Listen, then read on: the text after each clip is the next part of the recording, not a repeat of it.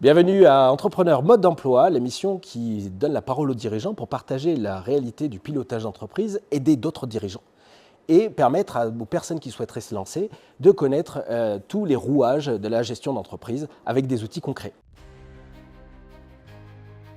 Bonjour et bienvenue à Entrepreneur Mode d'Emploi. Aujourd'hui, j'ai le plaisir de recevoir Kevin Machy, qui est photographe. Kevin, bonjour et merci d'être là. Bonjour Nelson, merci à toi pour l'invitation. Alors Kevin, tu es photographe. Qu'est-ce que ça veut dire? Qu'est-ce que c'est? Est-ce que tu peux nous expliquer un petit peu ton parcours? Mon parcours complet de ma vie d'avant. Oui. Ok. J'ai commencé comme tout photographe par 12 ans de gendarmerie. Voilà. Et au bout de 12 ans, du coup, ça faisait un petit moment que je pratiquais la photographie à côté. En fait, au bout de 12 ans, j'ai eu envie de me lancer en tant que professionnel de la photo. Et voilà, donc j'ai fait ma reconversion il y a du coup maintenant 3 ans. Et voilà, donc pour moi, photographe, c'est pas qu'appuyer sur un bouton, c'est aussi la relation avec les personnes et puis essayer de faire bien sûr des belles images. Et du coup, qu'est-ce qui a fait que tu as basculé du côté artistique? Parce que gendarme, c'est un peu plus rigide comme mode de fonctionnement. Qu'est-ce qui t'a fait basculer? Eh ben, j'ai vu que quand je prenais les gens avec le flash, ils étaient toujours beaux sur les amendes. Donc, non, non, je peux. Non, non, ce qui a fait basculer, c'est des soucis de santé, le burn-out. Voilà. Et donc, j'ai vu que j'étais pas tout à fait dans la bonne voie, tout simplement. D'accord. Et tu fais ça depuis combien de temps du coup? La photo, je fais ça donc depuis 2008, mais en professionnel depuis donc je me suis lancé le 1er mars 2022. Très bien, donc c'est très, très récent. Oui. Est-ce qu'il y a des choses, quand on est photographe, on photographie quoi dans ton métier? Est-ce que c'est plus des portraits? Est-ce que c'est plus des paysages? Est-ce que ce sont plus des photos institutionnelles? Qu'est-ce que tu fais? Tu t'es spécialisé dans quelque chose en particulier?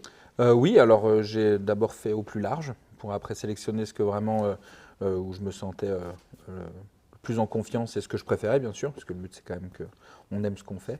En fait, du coup, je fais maintenant le mariage, l'immobilier, puisque je suis pilote de drone aussi, donc D'accord, ça me ok. permet d'avoir des images différentes et donc les portraits institutionnels, corporate, et bien sûr là depuis pas très longtemps les photos d'iris. D'iris, des yeux? Oui, tout à fait. D'accord. Ok. C'est quand même pas mal de choses depuis 2022. Oui. Comment tu as appris tout ça? C'est quelque chose qui est venu à toi directement ou c'était des affinités que tu avais avec ces activités? Et ben, comme je te disais, comme j'ai commencé la photo en 2008, j'ai eu le temps de faire pas mal de choses, du portrait, tout ça, et des événements familiaux, des choses comme ça où je faisais les photos. Et c'est là où j'ai appris petit à petit. Puis après, je me suis formé sur Internet et puis dans différents organismes de formation. Tu parles de formation justement. Quelle est la meilleure façon pour toi d'apprendre justement à piloter un drone, etc. Est-ce que ça a été quelque chose que tu as fait sur Internet, comme tu le disais, ou est-ce que vraiment tu as des instituts particuliers et comment choisir son organisme? Eh ben, j'ai eu la chance du coup avec la gendarmerie, quand on quitte l'institution, ils nous proposent la reconversion et donc différentes formations. Et donc j'ai pu passer par ce biais-là pour trouver la formation pour être pilote de drone. Voilà, sur ça. Et puis après, sur le reste, c'est beaucoup l'auto-formation pour les photos et la pratique surtout. La gendarmerie, tu disais qu'ils proposaient des stages de reconversion, des formations de reconversion?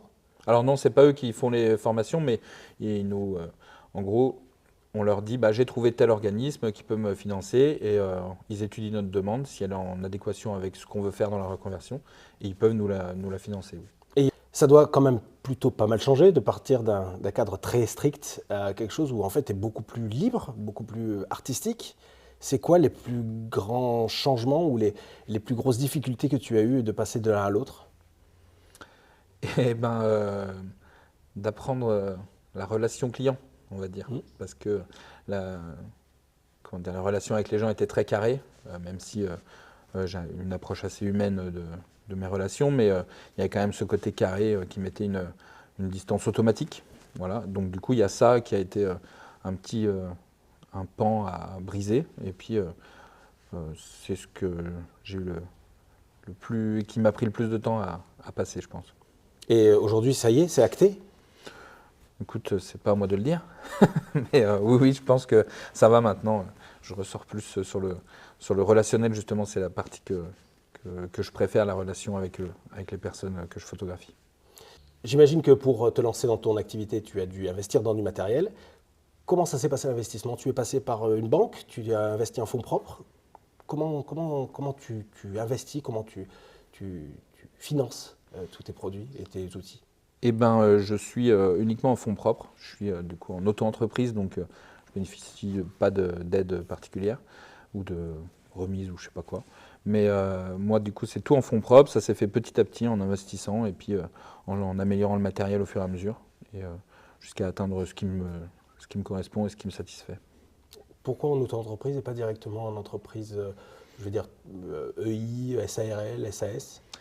Eh bien, parce que déjà, je pense qu'il faut, parce que je pense que j'ai pas assez de charges pour passer sur autre chose pour l'instant, et surtout que c'est une gestion beaucoup plus simple de l'entreprise, de ce que j'ai pu comprendre dans mes premiers renseignements avec la Chambre des métiers.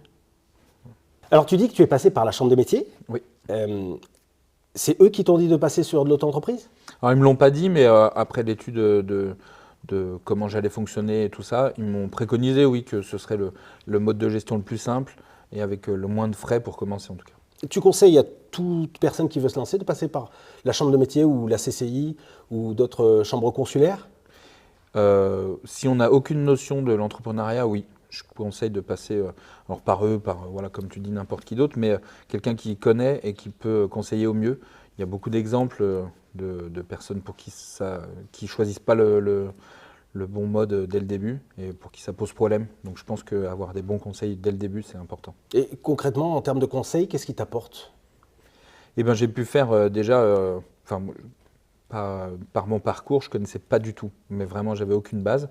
Donc, j'ai pu déjà passer, j'ai eu une formation d'une matinée, déjà pour commencer, où on m'a expliqué un peu comment ça fonctionnait, les choses à penser, tout ça. Et après, j'ai eu un suivi pendant plusieurs mois, où j'avais un rendez-vous par mois, où on m'a vraiment conseillé sur les bonnes choses, les bonnes pratiques. Et voilà, c'était intéressant. Est-ce que c'est suffisant, du coup, pour ton activité au quotidien, ce que tu as eu à la Chambre des métiers? C'est suffisant pour se lancer. Après, on apprend forcément sur la durée, parce qu'il y a plein de choses, de petites choses qui arrivent, de trucs où on se dit, ah mince, il y avait ça aussi, j'avais pas pensé, tout ça. De toute façon, il n'y a rien de mieux que l'expérience pour progresser. Et comment tu vis ton expérience au quotidien? Il y a bien des choses que tu découvres.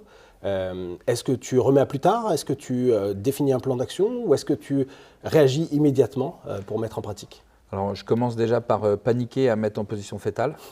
Et une fois que cet état est passé, après, non, j'essaye de me renseigner partout si je trouve pas, que ce soit sur Internet, d'autres entrepreneurs que je peux connaître. Essayer d'avoir le plus de conseils possible pour passer outre cette difficulté. Ton métier est compliqué parce que d'une part, tu passes d'un cadre très défini à quelque chose de plus libre où tu es seul, tu es en autonomie totale. Quelle est la plus grosse difficulté que tu as au quotidien? Pour moi, la plus grosse difficulté, c'est la communication, surtout être visible. C'est ce que je trouve le plus compliqué parce qu'on est dans un monde où il y a beaucoup de réseaux sociaux, mais en même temps où il y a beaucoup de monde sur ces réseaux. Et donc, du coup, pour être visible, faire sa place, je trouve que c'est le plus compliqué. Il y a beaucoup de concurrents? Oui. Oui, il y a beaucoup de concurrents, mais après, est-ce qu'il faut vraiment voir ça comme des concurrents ou plutôt des collègues? Même si on n'est pas dans la même entreprise, bien sûr, mais je pense plus qu'on peut tous s'apprendre et surtout qu'il y a de la place pour tout le monde. Donc je le vois plus comme ça que comme vraiment se tirer dans les pattes et de la concurrence. Parce que du coup, les concurrents que tu as, ils font exactement la même chose que toi? Non, en plus, tout à fait, tu as raison.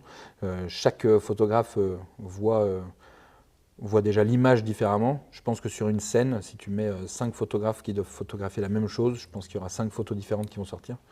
Donc il y a vraiment des méthodes de travail qui sont différentes, des personnalités aussi qui sont différentes. Donc il y a vraiment beaucoup de choses. Et pour choisir son photographe, il faut qu'il y ait d'abord un bon feeling et bien aimer ce qu'il fait. Aujourd'hui, le feeling que tu as, par exemple, sur de l'iris, est-ce que c'est le même travail que sur un mariage ou sur de l'immobilier, dans l'approche?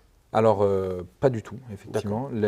Sur de l'iris, il y a moins ce côté relationnel, puisqu'en fait, il n'y a pas, comment dire, il n'y a pas de pause à prendre, il n'y a pas l'échange, on est vraiment sur l'aspect artistique de la prise de vue. Par contre, sur un mariage, il y a toute la relation avant le mariage qui est très importante à construire et qui permet en fait le jour J, forcément quand on s'entend bien, le jour J, les photos s'en ressentent parce que en général, les gens n'ont pas forcément fait de séance photo ou alors le mari souvent n'aime pas les photos, donc du coup c'est toujours un peu compliqué. C'est pour ça que c'est pas mal de bien se connaître, d'apprendre à bien se connaître avant le mariage pour que le jour J ça sorte le plus naturellement possible.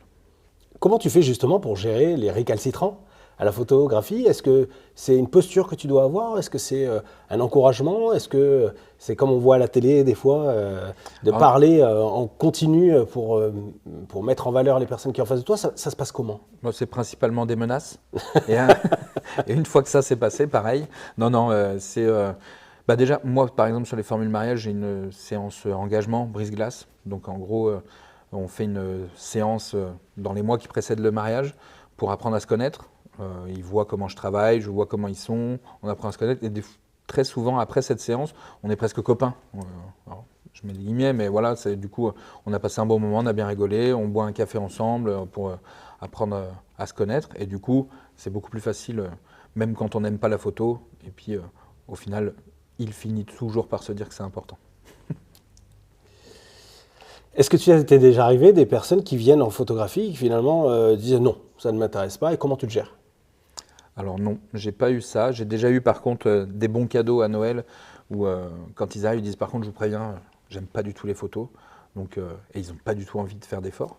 Mais en fait au final, par le jeu, si c'est une famille, par les enfants et tout ça, on arrive toujours à sortir un bon résultat. Qu'est-ce qui justifie que tu as développé l'iris? C'est quelque chose de nouveau, j'ai l'impression? Eh bien, ce qui justifie, c'est que j'avais pas vu, alors finalement il y a, mais dans le coin, c'était pas très présent. Et je trouve ça, moi déjà, je trouve que les photos qui en sortent sont vraiment magnifiques. On voit tellement de choses dans les yeux qu'on ne voit pas à distance. Donc déjà, il y a ça qui m'attirait de base. Et puis ma femme qui m'a conseillé de faire ça, parce qu'elle aussi trouve ça vraiment beau. Et donc c'est comme ça qu'après j'ai cherché une formation pour faire ça correctement. J'avais essayé tout seul, comme j'ai fait beaucoup de choses un peu en auto-formation, et les résultats n'étaient pas convaincants. Donc je conseille vraiment aux gens d'aller voir les gens formés, parce qu'en plus les résultats sont beaucoup mieux. Et puis voilà, c'est ce qui m'a attiré, c'est vraiment la beauté unique de l'iris. Tu viens de dire quelque chose d'important, l'entrepreneuriat, ça se fait forcément à deux? Alors je pense qu'on peut faire ça tout seul, mais forcément le soutien, puis les conseils extérieurs, c'est toujours important. Mais voilà, si on a la possibilité, qu'on est en couple, de la famille, des amis ou d'autres entrepreneurs, le soutien des autres, c'est forcément important et on est toujours plus fort à plusieurs. Et c'est quoi la limite de prendre les avis des autres? Eh ben, faut quand même toujours prendre les décisions comme on les perçoit. Même si on prend des conseils et tout ça, ça reste quand même notre vision. Donc il faut vraiment aller dans la direction qu'on a envie. Les conseils, c'est un plus, c'est pas une obligation de direction.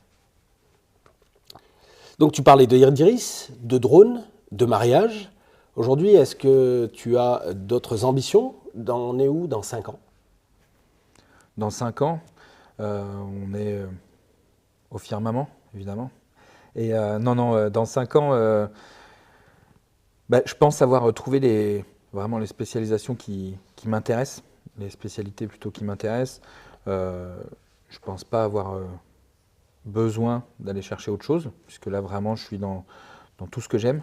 Après, on n'est jamais à l'abri de découvrir de nouvelles choses. Je sais que j'aime bien regarder un peu comment ça fonctionne, mais pas le pratiquer moi pour l'instant. Mais le collodion, par exemple, collodion humide, cette technique photographie. Le collodion humide. Je ne sais pas ce que c'est. Bon. C'est quoi? C'est une méthode de prise de vue, on va dire. Les photos en 1880, je pense. Donc du noir et blanc? Voilà. C'est, comment dire, je ne saurais pas expliquer exactement, mais oui, c'est du noir et blanc. Mais après, je regarde les photos, mais pour l'instant, la technique, ce n'est pas quelque chose que je maîtrise ou que je connais. Donc c'est juste, je trouve ça beau. Donc peut-être que dans 5 ans, c'est quelque chose que j'aurai envie de pratiquer. Justement, là, tu viens de parler d'une nouvelle découverte, d'une nouvelle projection. Quelles sont les étapes qu'il faut pour justement atteindre l'expertise nécessaire à développer cette activité? La formation et la pratique. La pratique, même si vous êtes formé dans quelque chose, eh ben, il faut continuer de pratiquer, parce que on peut pas, c'est pas une formation aussi longue qu'elle soit qui peut permettre d'être bon dans quelque chose, permettre d'avoir les bases, mais après c'est la pratique et l'expérience. Tu parlais tout à l'heure que ton plus gros problème c'était la communication. Comment aujourd'hui tu te fais connaître? Moi, je suis présent sur les réseaux sociaux, c'est là où je disais que justement la difficulté c'est de se faire voir. Et puis je fais partie d'un réseau d'entrepreneurs.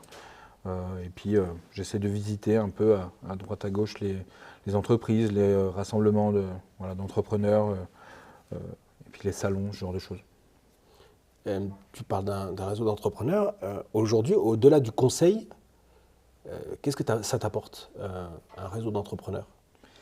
Eh ben, ça permet de ne pas être seul, parce qu'on a l'impression souvent d'être seul, même si, comme je disais, on peut avoir la famille, tout ça, mais en fait, ils ont le côté émotionnel, la famille par exemple, mais pas forcément le côté pratico-pratique de l'entreprise.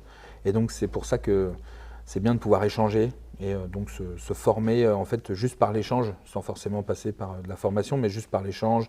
On peut être confronté aux mêmes difficultés, donc c'est important de pouvoir échanger sur tout ça avec eux. Et tu t'y retrouves, tu vois les mêmes difficultés au-delà de la communication? Est-ce qu'il y a d'autres difficultés que tu partages avec d'autres entrepreneurs? Eh ben oui, en fait on a un peu, j'ai l'impression en tout cas, un peu tous les mêmes difficultés, les mêmes limites. On voit par exemple, l'impression qu'on peut avoir, c'est que il y a des années où c'est plus difficile que d'autres, des périodes de l'année où c'est plus difficile. Et en fait, des fois, on n'est pas du tout dans la même sphère de travail et on a les mêmes difficultés. Comment tu t'organises? Comment une journée type de Kevin, c'est quoi? Alors j'avais commencé à le dire tout à l'heure, mais du coup, je suis encore en double activité. Donc une journée type, c'est d'abord mon activité à côté. Et après, en fait, chaque temps libre est consacré, que ce soit du coup à la communication, fixer mes objectifs, les regarder, savoir comment les atteindre, toujours chercher. Et puis après, bien sûr, le travail des images qu'on a pris sur la session précédente ou autre. Pourquoi une double activité? Ton activité de photographe ne se suffit pas à elle-même, et sinon, pourquoi d'après toi? Alors, elle ne se suffit pas elle-même. Disons que j'en suis pas très loin, mais comme je disais, j'ai une famille, j'ai un crédit immobilier, et donc je suis quand même quelqu'un qui aime bien avoir une sécurité. Donc ce travail me permet à la base de pouvoir régler les factures, subvenir aux besoins de ma famille, et après faire progresser petit à petit la photo, et pourquoi pas après devenir complètement indépendant et pouvoir subvenir aux besoins de ma famille avec mon activité principale qui serait la photo. Du coup, l'entrepreneuriat, c'est une question d'ambition, une question de force de caractère? C'est une question d'objectif. D'accord? Il faut tenir, du coup, pour atteindre ses objectifs, C'est ça. et il faut des fois faire des sacrifices, que ce soit en temps ou en argent? Il faut fixer ses objectifs et être patient. Si on a les bons objectifs, qu'on travaille pour, forcément on les atteindra. Après, il faut savoir prendre son temps et faire ça correctement, pas griller les étapes. C'est quoi être patient? Et ben, de se dire que c'est pas demain que je vais gagner ce qu'il faut pour vivre. Il faut, enfin, je le souhaite à tout le monde de gagner dès demain ce qu'il a besoin pour vivre un an. Mais ça se fait petit à petit. On progresse, on en fait de plus en plus, on est de plus en plus connu et on arrive à grandir sur ce côté-là petit à petit. Dans une semaine complète, est-ce que tu te fixes des limites de temps de travail, ou est-ce que les samedis et les dimanches, tu les passes à travailler au détriment de ta vie de famille ou de tes loisirs? Alors, je les passe à travailler beaucoup de samedis, dimanches, beaucoup de soirées, voilà. Mais c'est en attendant, puisque c'est pour atteindre mes objectifs, voilà, pour vraiment progresser. Et en fait, tout le temps que je passe à travailler le soir et le week-end, c'est du temps qui me fait me rapprocher plus vite de mes objectifs. Voilà. Et une fois que ce sera mon activité principale ou seule activité, j'aurai mes soirées et mes week-ends. Et c'est le travail que je fais maintenant qui paiera à ce moment-là. Et du coup, c'est dans combien de temps? Et ben, mon objectif quand j'ai quitté la gendarmerie, c'était 5 ans. Donc là, ça fait 3 ans et j'ai demandé une réduction du temps de travail dans mon emploi. Euh, je suis en avance, mais j'ai encore 2 ans devant moi pour être dans les temps. Et ça se passe comment au quotidien? C'est-à-dire que tu as pris un moment avec ta famille en leur disant, voilà, j'ai besoin de 5 ans, laissez-moi 5 ans, et dans 5 ans, l'activité, elle sera OK? Et ben, comme ça fait suite, même si je l'avais dans la tête, ça a fait suite quand même à un burn-out. Mmh. Donc en fait, toujours le soutien inconditionnel de ma femme qui m'a dit mais ça prendra le temps que ça prendra, voilà, on sera avec toi. Et puis elle est en temps partiel dans son emploi, donc elle m'a dit qu'elle pourrait travailler plus s'il y avait besoin, qu'il n'y avait pas de problème. Donc toujours être encouragé. Donc voilà comment ça se passe. Mais forcément, et puis pour les enfants, forcément, s'ils voient qu'on va mieux, les enfants, c'est le principal. Euh, Comment tu gères aujourd'hui la technologie? Parce que il y a une avancée considérable aujourd'hui ces dernières années sur que ce soit les objectifs, les appareils ou même les traitements, que ce soit avec des outils de traitement d'image, voire l'IA. Comment tu le gères ça? Eh ben, pour moi, par exemple, pour l'IA, c'est pas un concurrent qui arrive, c'est plutôt un assistant en fait. Faut vraiment le prendre comme ça, faut pas en avoir peur, je pense. Après, je sais pas, hein, mais je pense que il faut s'en servir voilà, comme d'un assistant qui peut nous aider à progresser. Il te remplacera pas, quoi, l'IA, en gros. Exactement. Je pense que l'IA aura jamais ce côté, déjà n'a pas de sentiment, donc n'aura pas ce côté relationnel. Et forcément, le traitement d'une photo, si on le fait passer par l'IA, il n'aura pas été là au moment où il l'a pris. Donc il lui manquera forcément quelque chose qu'il ne pourra pas apporter. Mais c'est quand même des outils très puissants qui arrivent. Donc il faut tout de suite, faut pas rater le train, quoi. À mon avis, faut y aller et s'en servir d'assistant. Et concernant le matériel? Et pour le matériel, ben, faut se tenir au courant, mais comment dire, c'est pas le matériel qui fait la photo, dans mon cadre. Euh, alors, bien sûr, le nouveau matériel, ben, en fait, c'est comme l'IA. Le nouveau matériel, c'est juste qu'il nous facilite le travail, mais c'est pas. On peut faire de très belles photos avec des appareils qui ont 10 ans. C'est pas ça qui fera la photo. C'est vraiment la personne qui appuie sur le bouton. Comment tu sais que une photo que tu fais, c'est une belle photo? Moi, je le vois comme quelque chose de très subjectif. Ça reste un art en fait, donc comme je disais tout à l'heure, 5 photographes qui vont faire la photo de la même chose, ça va être 5 photos différentes. Eh ben, chacun va apprécier ça en fait. L'art, c'est quelque chose de subjectif, donc quand je fais ma photo, quand j'ai fini de la traiter, euh, si elle me plaît, pour moi c'est une bonne photo. Après, bien sûr, euh, on nous apprend on peut voir des règles de composition, des choses comme ça qui facilitent la lecture et tout ça, mais comme on les applique à la prise de vue, euh, comme on peut les appliquer à la prise de vue, on fait vraiment la photo qu'on veut et c'est vraiment subjectif, quoi. Il faut qu'elle te plaise. Est-ce que tu sponsorises des équipes, des clubs? Est-ce que ton nom apparaît autre part que sur ton site internet, tes réseaux sociaux ou devant ton studio? Eh ben, je suis investi dans la vie associative, je suis trésorier pour un club de volley qu'on a créé en début d'année. Je suis président du coup de l'association des entrepreneurs qui a été créée il y a 1 an aussi. Euh, voilà, je m'investis comme ça sur la vie à côté. Est-ce que ça t'apporte vraiment du business, ça? Et ben, quand, par exemple, pour l'association d'entrepreneurs, quand je l'ai créée, c'est ce que j'espérais. Et alors, oui, ça m'en a apporté, je ne vais pas mentir, mais au final, maintenant, c'est plus ce que je recherche. C'est vraiment ce que je disais tout à l'heure, le côté accompagnement, échange que je recherche. Donc, oui, ça en apporte. Je pense que c'est très utile pour beaucoup d'entrepreneurs, mais pour ma part, c'est plus ce que je recherche. Pourquoi? Eh bien, parce que le groupe qu'on a créé, je trouve que c'est un super groupe, fait de super personnes. Ça fait beaucoup de super, mais voilà. Et du coup, en fait, j'y vais plus voir des copains et passer un bon moment. Et justement, qu'on s'aide chacun, que vraiment pour dire vendre mes prestations à un tel ou voilà. Même si, bien sûr, j'espère que ça va m'apporter ça, mais c'est pas mon but premier puisque j'ai un bon groupe. Comment tu arrives à concilier cette association d'entrepreneurs avec tes objectifs à 5 ans? Est-ce que la manière dont tu expliques ton rapport à l'association des entrepreneurs, on a l'impression que finalement tes objectifs, ils sont un peu plus laxistes? Eh bien oui, parce que cet objectif de 5 ans, alors je me donne les moyens de l'atteindre, mais ce n'est pas une fin en soi. En fait, là, pour revenir sur la gendarmerie, vous faites des heures et des heures, vraiment des semaines à 60 heures, c'est courant.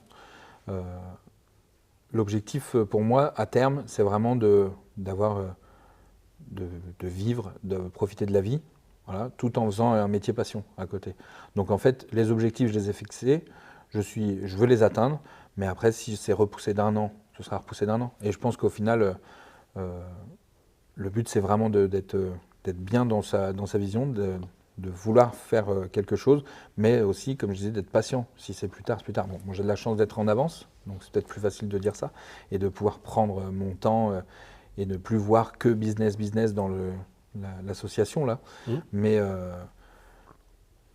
oui, c'est vraiment propre à chacun, ça. Moi, je le vois plus comme ça, là. Est-ce que être patron et justement avoir ses objectifs à moyen terme, c'est sacrifier son sommeil pour pouvoir y arriver? Alors, je dors pas beaucoup, donc je peux pas dire ça parce que j'ai jamais dormi beaucoup. Donc, si je finis de travailler à minuit, c'est comme avant quand je finissais de regarder la télé à minuit ou que je finissais une intervention à minuit. J'ai pas besoin de dormir spécialement beaucoup, donc moi, j'ai pas besoin de sacrifier d'heures de sommeil. Et tes heures, tu dors bien, compte tenu des difficultés que tu pourras avoir au quotidien avec ton entreprise? Est-ce que tu as des problèmes de sommeil ou pas du tout? Eh ben, je dors beaucoup mieux qu'avant, Mmh. puisque mon téléphone ne sonne pas la nuit. Mmh. Donc déjà, il n'y a plus de stress de partir en intervention ou de choses comme ça, donc je dors beaucoup mieux qu'avant, oui. Un objectif, c'est quelque chose que l'on ne tient pas, quelque chose que l'on peut repousser, qu'on peut étirer, qu'on peut revoir. Ben, ça dépend de l'objectif. Si c'est un objectif en temps, on peut se dire, voilà, il faut absolument le respecter, mais si en fait l'objectif temps, par exemple, il fait juste partie d'un plus grand ensemble, bah, tout s'adapte. En fait, comme je disais, moi, mon objectif, c'est de subvenir aux besoins de ma famille en pouvant vivre et pas, comment dire, je travaille pour vivre, je vis pas pour travailler. Donc voilà. Donc si on parle d'objectif temps, c'est l'unique objectif, eh ben oui, là ça s'étire pas, le but c'est de l'atteindre. Si on a un objectif et que c'est juste une partie de cet objectif général, eh ben en fait il y a des ajustements, c'est comme pour tout, on doit ajuster. Et tu t'imposes des périodes de revue de tes objectifs ou c'est comme ça vient? Alors l'objectif général, je l'ai en tête, donc je n'ai pas besoin de le revoir, mais après l'objectif annuel, je me le suis fixé, voilà, je sais ce dont j'ai besoin. Voilà, donc ça, il est fixé. Celui-là, il ne se revoit pas puisque c'est annuel. Après, du coup, chaque semaine, je regarde ce qui me manque pour atteindre cet objectif-là. Si j'ai atteint cet objectif demain, eh ben, on avisera. Mais sinon, je le découpe forcément en petits. Un objectif, il peut. Là, pour le coup, c'est des objectifs chiffrés, un nombre de mariages, un nombre de prestations. Et donc, chaque semaine, je me dis, bon, bah, comment je peux atteindre cet objectif. Et du coup, c'est des petites étapes, c'est des petites victoires. Quel est ton plus grand échec sur ces dernières semaines? Est-ce qu'il y a des choses que tu n'as pas réussi et qui t'ont un peu plombé le moral? Alors, plomber le moral, non, Mmh. parce que, toujours pareil, je l'ai eu vraiment bas pendant un moment. Donc, maintenant, je relativise assez facilement. Donc, plomber le moral, non, mais vraiment sur des objectifs, oui, puisque, en fait, j'ai eu, par exemple, pour les mariages, j'ai eu 2 annulations, pas de mon fait. Donc, voilà, malheureusement pour eux, voilà, c'était des séparations. Donc, il a fallu que je réajuste les objectifs, puisque j'avais 2 mariages en plus à aller chercher. Et donc la difficulté, c'est que des mariages, on ne peut pas démarcher les gens. Il faut trouver des gens qui se marient, mais c'est plutôt eux qui viennent à nous. Donc les difficultés, voilà, c'est comment dire, on va dire tout simplement de valider un devis. Ça, c'est la partie entrepreneur. Mais après, c'est surtout en fait de trouver, comment dire, de pas se dire, je vais prendre n'importe quel client. Il faut quand même que les clients, ils nous correspondent pour que les photos qui en ressortent soient top. Il faut qu'il y ait un échange, comme je disais tout à l'heure, une bonne relation. Donc on peut difficilement prendre n'importe qui. Comme le client prend difficilement n'importe quel photographe. Est-ce que c'est du caprice, du coup, ça? Non, c'est pas du caprice. Non. Mais en fait, comment dire, ce qui est important, c'est quand même le résultat. C'est que les photos alors, me conviennent, oui, mais surtout conviennent aux personnes. Et si les personnes en face ne nous correspondent pas du tout, les photos ne leur correspondront pas forcément. Est-ce qu'il faut un burn-out pour changer de carrière? Eh ben, moi, ça a été l'élément déclencheur. Mais si je pouvais revenir du coup 4 ans dans le passé, j'arrêterais du coup 6 mois avant. Voilà, avant de tomber au plus bas, bien sûr. Mais c'est surtout je pense que c'est une question de moment en fait. Il y a au moment où on veut changer, c'est vraiment c'est une question d'instant, c'est comme pour tout. Là, moi, je n'ai pas saisi. C'est la première chose que m'avait dit d'ailleurs la médecin, puisque j'avais des symptômes depuis quelques mois. Quand je lui ai expliqué, elle me dit mais en fait c'était il y a 6 mois qu'il fallait venir. Donc voilà. Pour moi, ça a été l'élément déclencheur. Mais en fait, avec le recul, il y a plusieurs choses. Voilà, je me dis, je ne correspondais plus forcément avec ce métier-là, avec cette vision-là. Et ça a été l'élément déclencheur, mais c'est pas nécessaire. Il faut mieux éviter d'ailleurs. Ce choix d'activité, est-ce que c'est quelque chose à vie? C'est-à-dire que dans 30, 50 ans, tu seras toujours photographe? Eh ben, c'est un métier passion. C'est vraiment par passion que je me suis dirigé là-dedans. Donc j'espère que je ferai toujours la même chose dans 30 ans, 40 ans. Mais après, peut-être que je vais découvrir d'autres passions. On ne sait pas de quoi est fait demain. Donc j'espère là aujourd'hui, mais ça se trouve demain, je vais découvrir autre chose et je voudrais faire autre chose. Est-ce que tu as appris aujourd'hui? Est-ce que ça te servirait dans une autre activité, en tant que gestion d'entreprise? Oui. De toute façon, tout en fait. Chaque jour, on apprend des nouvelles choses. Donc chaque jour, on emmagasine et ça sert dans tout. Là, effectivement, le côté gestion d'entreprise, je pense que si, admettons que j'arrête la photo et que je crée une autre entreprise, je gagnerais mais un énorme temps, rien que sur la gestion, sur la direction, les objectifs. Ouais, parce que quand je me suis lancé, je voulais faire des photos. Je n'avais pas la notion de mince, en fait, il y a beaucoup de choses à gérer à côté. Voilà, pour moi, c'était je vais faire de la photo, traiter mes photos, et puis voilà. Et en fait, non, il y a la communication, comme je disais, les papiers, enfin voilà, il y a plein de choses à gérer qu'on ne voit pas forcément avant de se lancer. Qu'est-ce que tu détestes le plus dans la gestion d'entreprise? Les papiers. C'est quoi les papiers? Alors d'ailleurs, il y aura bientôt plus de papiers. Mais en fait,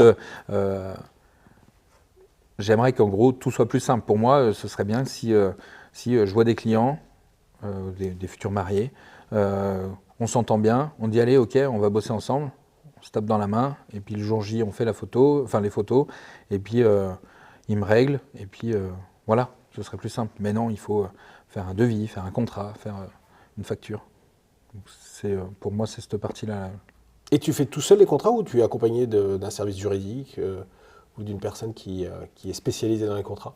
Non, comme je fais beaucoup de choses seul, donc j'ai été voir sur Internet, j'ai pris différents exemples, et puis j'ai adapté avec mes besoins.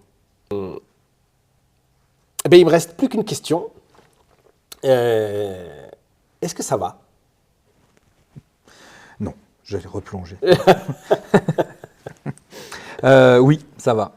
Je suis dans une période de ma vie où j'ai rarement été en fait aussi heureux, alors que pourtant la gendarmerie, je faisais ça comment dire, j'avais vraiment envie de faire ça, mais en fait au final, après coup, là maintenant, je me dis, j'ai jamais été aussi bien que dans ma vie actuellement. J'ai l'impression que chaque jour c'est mieux. Merci Kevin. Merci beaucoup pour tous tes éclairages. On mettra toutes tes coordonnées dans la description de la vidéo et du podcast. Salut! À bientôt!